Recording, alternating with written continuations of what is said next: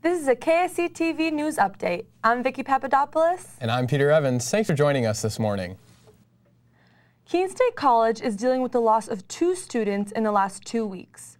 Former student William Boynton was found dead on October 14th in the White Mountains. Boynton was in the class of 2017.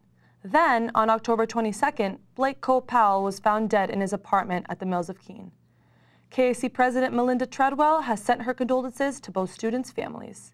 Treadwell is also reminding students counseling services are available on campus. A former Stoddard firefighter is asking to get out of prison early. The Keene Sentinel reports David Plant pleaded guilty in October of 2016 to setting brush fires that burned 200 acres in Stoddard. He received 2.5 to 7 years in prison. The New Hampshire Department of Corrections says Plant has been approved for early release. Plant's appeal would put him in home confinement. That would allow him to return to his family and work again, something Plant says he is hopeful of. College graduates are entering the best job market in a decade. Keene State College is helping them out with a job and internship fair. Recently, 421 students got the chance to meet with 136 employers in graduate schools. The job and internship fair had 24 sponsors, 3 of which were graduate schools. Recruiter says the experience from the career fair helps students get ready for the job market. Well, it's really hard for a recruiter because it's very competitive for us. I think it's wonderful that for students to go into a job market where they feel like they have opportunities. I think that it will force students to work a little bit harder to remain competitive and be competitive because there are going to be a lot of jobs and they're entering into an environment where they're going to have so many opportunities in front of them and they still need to be prepared moving forward. And these students are moving forward in a tight job market. Career advisors say a couple of years ago there were 6 job seekers for every job, and now there are 1 to 2 seekers. Employers in graduate schools are really interested in talking to students. That's why students know they need to make the most of opportunities like this. The campus is cleaning up after a successful alumni weekend. The annual event kicked off Friday afternoon with a 5K race that ended at the top of Appian Way. Events started early Saturday morning with an alumni baseball game at the sports complex.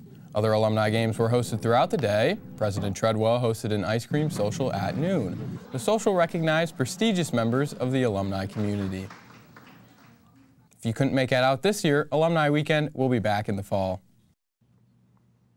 If you've lived in Keene long, you know we have several biking, running, and walking trails that used to be railroads. They're such a big part of the community that the Cheshire County Historical Society is focusing on an event on them. KSC-TV's Vincent Moore went to that event to find out why people like our trails so much and why they say now is a time for everyone to care about them too. The city of Keene has more than 8 miles of trails like this running through it. A century ago, there were tracks here and smoky coal-powered locomotives carrying people into the Elm City. But now, these are green spaces offering much more.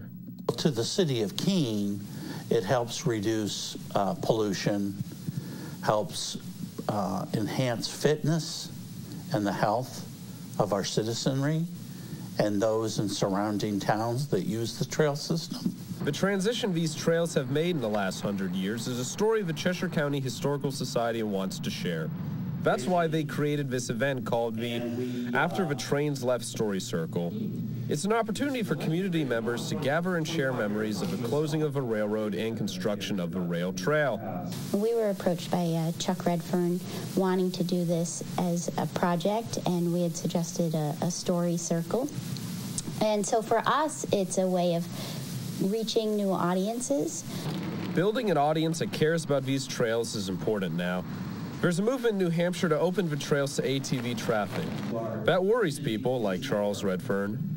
You put ATVs on these trails, ATVs get wider every year, they get faster every year, and within a season or 2, those trails would be totally destroyed. That's not likely to happen to these trails, however.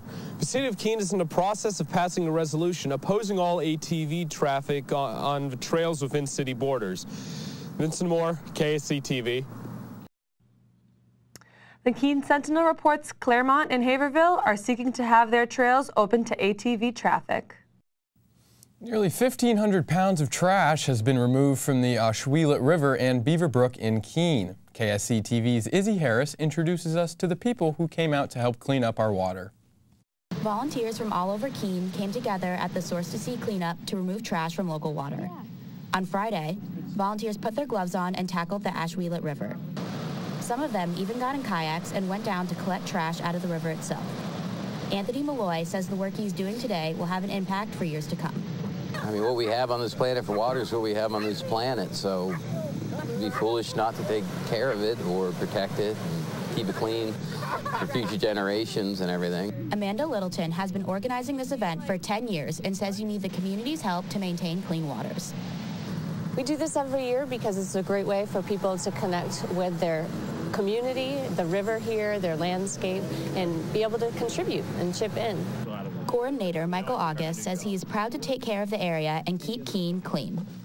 The Source to Sea cleanup has been going on now for a while, and each year I see it growing, getting a little more organized and a little bit more enthusiastic, and we're getting newer names every year that we can add onto the list. So if it's growing, it's good, I think. And all these nearly 40 volunteers picked up 1,500 pounds of trash, just like this, in the Ashwelet River and Beaver Brook. Izzy Harris, KSC-TV. If you missed the Source to Sea cleanup and want to volunteer, a citywide cleanup called Green Up Keene is held in the spring. This has been a KSC-TV News Update. I'm Vicki Papadopoulos. And I'm Peter Evans. Thanks for watching and have a great day.